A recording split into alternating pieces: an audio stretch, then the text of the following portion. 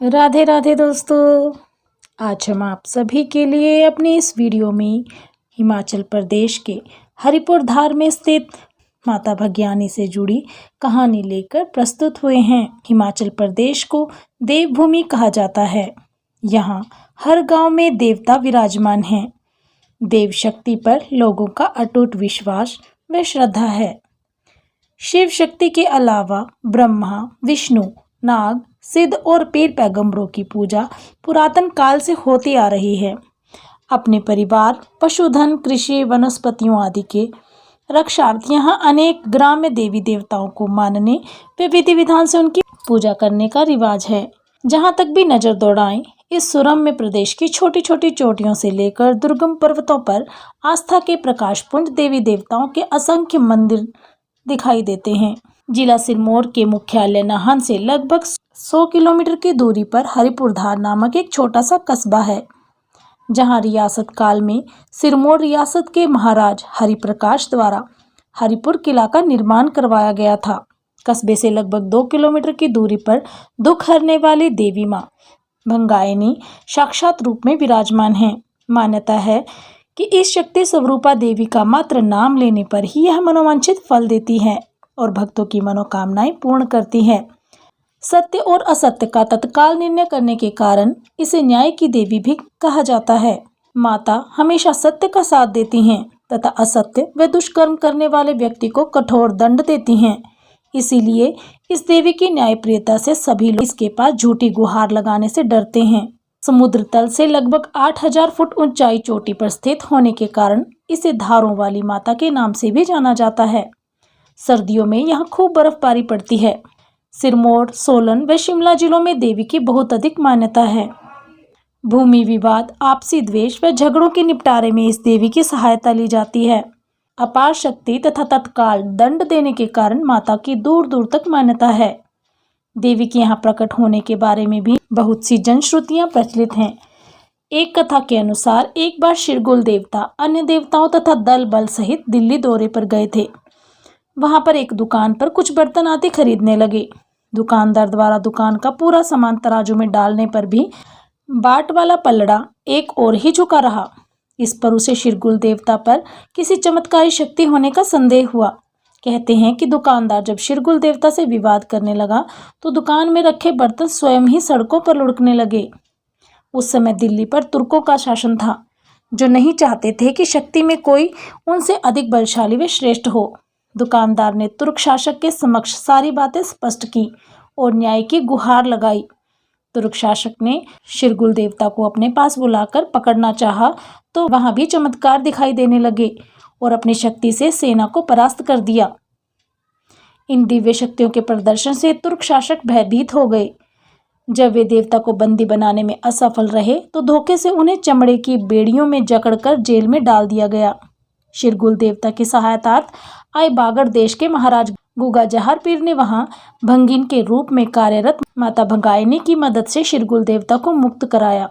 कारागार से मुक्त होने पर शिरगुल देवता माता भंगायनी को अपने साथ ले गए और उन्हें हरिपुर धार की चोटी पर निवास होने के लिए कहा और स्वयं चूड़धार पर लीन हो गए।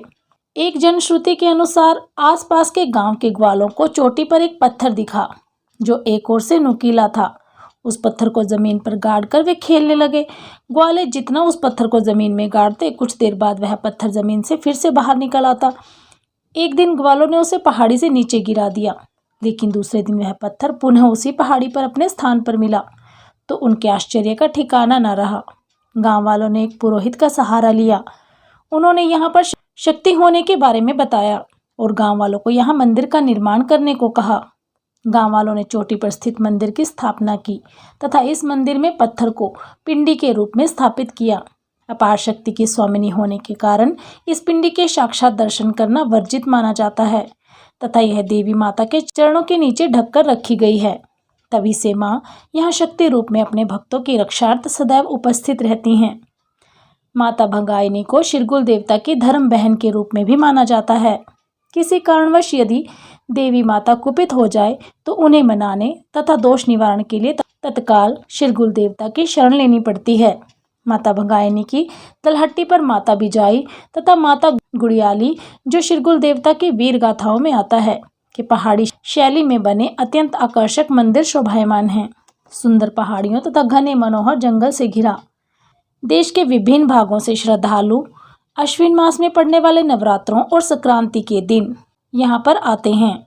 नाहन हरिपुरधार मार्ग तथा सोलन हरिपुरधार मार्ग के चारों ओर गर्मियों के मौसम में लाल बुरांस के फूलों से लदे वृक्षों का विहंगम दृश्य अनूठे आनंद की अनुभूति देता है।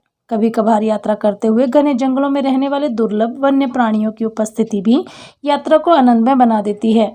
नाहन से हरिपुरधार के लिए नाहन, रेणुका, संगड़ाह तथा पोंटा साहब, रेणुका, संगड़ाह की ओर से पक्की सड़कें हैं। वहीं शिमला, चौपाल, कुपवी मार्ग से भी हरिपुरधार तक पहुंचा जा सकता है।